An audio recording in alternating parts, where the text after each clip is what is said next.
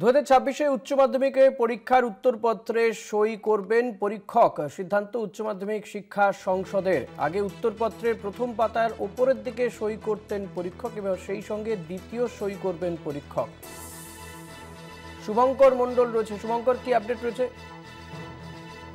উচ্চ মাধ্যমিক শিক্ষা সংসদের তরফ থেকে শুভঙ্কর, শোনা যাচ্ছে? সিদ্ধান্ত গ্রহণ করা হয়েছে। এদিকে শোনা যাচ্ছে? হ্যাঁ, দেখো, উচ্চ মাধ্যমিক শিক্ষা সংসদের তরফে একটি গুরুত্বপূর্ণ সিদ্ধান্ত গ্রহণ করা হয়েছে যে উচ্চ মাধ্যমিক পরীক্ষার যে খাতা, সেই খাতায় ইনভিজিলেটর প্রথম পাতা সই করার সঙ্গে সঙ্গে খাতার শেষের দিকে, অর্থাৎ যেখানে একজন পরীক্ষার্থী পরীক্ষার উত্তর শেষ করছেন লিখে সেখানে দাগ টেনে, লম্বা দাগ টেনে তার নিচে পরীক্ষক সই করবেন। তার কারণ কি? কেননা এ যাবৎ সময় যতবার পরীক্ষা হয়েছে দেখা গিয়েছে যে স্ক্রুটিনি রিভিউ বা আরটিআই করে পরীক্ষার্থীরা কিন্তু অভিযোগ করেছেন যে খাতা বা পাতা উচ্চ মাধ্যমিক শিক্ষা সংসদ হারিয়ে ফেলে, বড় উত্তর লিখলে সেটিকে ছোট করে দেওয়া হয়, কম নম্বর দেওয়া হয়। ফলত এইগুলো থেকে পরিত্রাণ পেতে বা এই অভিযোগগুলো নিরসন করতে কিন্তু উচ্চ মাধ্যমিক শিক্ষা সংসদ তারা সিদ্ধান্ত নিয়েছে যে পরীক্ষার্থী যেখানে উত্তর লেখা শেষ করবেন ঠিক সেখানে একটি লম্বা দাগ কেটে তার নিচে সই করবেন পরীক্ষক।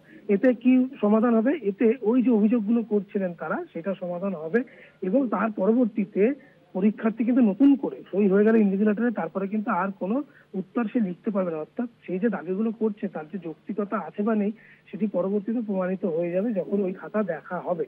তো সেইখানে দাঁড়িয়ে উচ্চ মাধ্যমিক শিক্ষা সংসদ সিদ্ধান্ত নিয়ে ফেলেছে যে 2026 সালে যে উচ্চ মাধ্যমিক স্তরে যে চতুর্থ সেমিস্টার বা উচ্চ মাধ্যমিকের যে মূল পর্বের পরীক্ষা, সেই পরীক্ষায় কিন্তু এটি ইন্ট্রোডিউস হচ্ছে এবং স্বাভাবিকভাবেই কিন্তু পরীক্ষার্থীরা যারা রয়েছেন তারা তাদের উত্তর ডেসক্রিপটিভ, বিশেষ করে অর্থাৎ ব্যাখ্যামূলক প্রশ্নের ক্ষেত্রে কিন্তু এইটি কার্যকর হবে। এটি কিন্তু একেবারে এমসিকিউর ক্ষেত্রে নয়, যে পরীক্ষা কিছুদিন আগে হয়েছে তার ক্ষেত্রে নয়। ব্যাখ্যামূলক যে প্রশ্ন উত্তর সেগুলো লিখতে গিয়ে স্বাভাবিকভাবেই কিন্তু যেখানে পরীক্ষার্থী তার উত্তর লেখা শেষ করবে সম্পূর্ণ উত্তর, তার নিচেই পরীক্ষক একটি দাগ টেনে সেখানে সই করবে, অর্থাৎ সে যে উত্তর লেখা কমপ্লিট করেছে সেটি থেকে কিন্তু প্রমাণিত হবে। ধন্যবাদ শুভঙ্কর। কথা বলছিলাম প্রতিনিধি শুভঙ্কর মণ্ডলের সঙ্গে।